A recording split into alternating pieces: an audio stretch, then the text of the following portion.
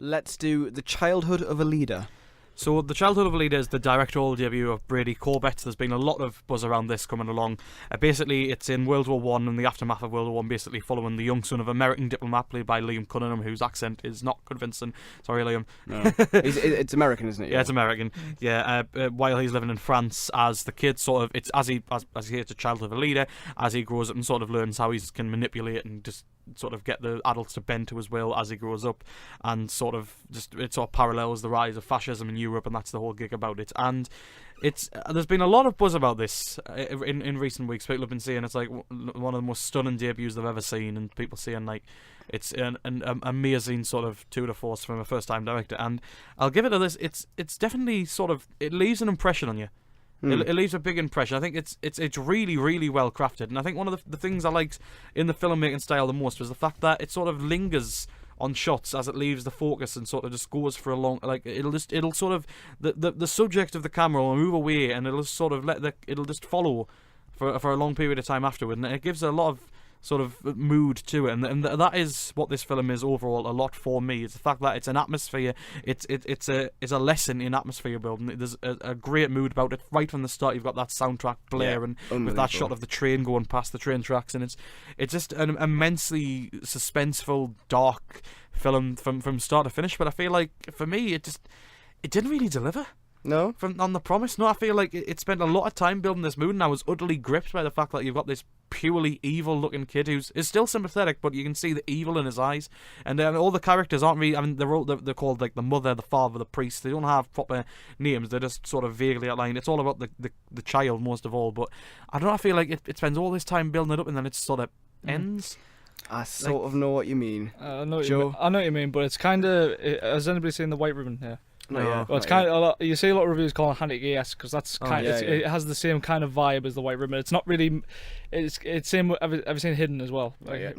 Well, basically that's the kind of same vibe Haneke gives off. It's kind of like it's not about the end result. It's about the feelings you get of the journey. I mean, that's basically what the film is about. The Child of a Leader, and it kind of leaves you with. For me personally, I think it was fine because it leaves you with just enough. Because that's what you're meant to kind of like analyze or think about. I mean, is it the mother? Is it the father? Is it the environment he's brought into? And I personally enjoyed the film. I enjoyed the tension it created, and I'm not that. Even though the ending, I will admit, was a bit strange, and I'm still kind of. I did read up on the end, and it is. I'll not spoil it, but it is that character. But I was a bit confused. Yeah, I was confused as well, especially by the crazy, probably one of the weirdest camera movements I've ever seen, to be honest. In the cinema. The very final shot. Yeah, by the silent era.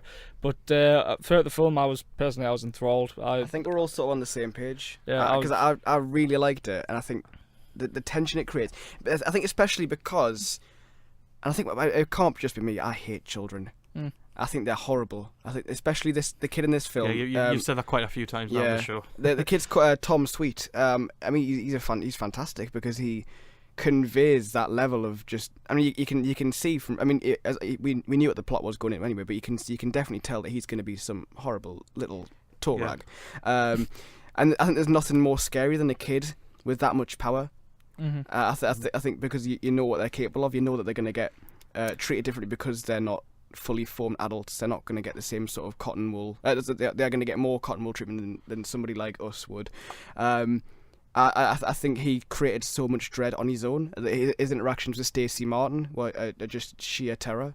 That he is so unpredictable in his actions. As it goes across the three tantrums, you just think it's going to get worse. And worse. And it does. I think I agree with you completely. The fact that it does build that dread so much, and the fact that you never really sure what part of the environment that he's grown up in sort of leads to it, and you're always sort of wondering like what's going to be the breaking point moment. Yeah. When that moment happens, it's sudden and furious, and like the fact that it is such a, I mean, composer Scott Walker, you've got to give massive applause to him. Just the fact that scores, it never goes away, and it is an atmosphere, a lesson in building atmosphere that you really have to, you've got to be swept away by it, because, and even though I feel like I understand why it happened in the ending, I suppose, but I feel like it could have been more by the ending. But it did get me for the entire journey, and it did let me think about it a lot after the end of the film. It left me thinking about it quite a lot. Yeah, also props to the cinematographer. I don't know if His name is Lol Crawley.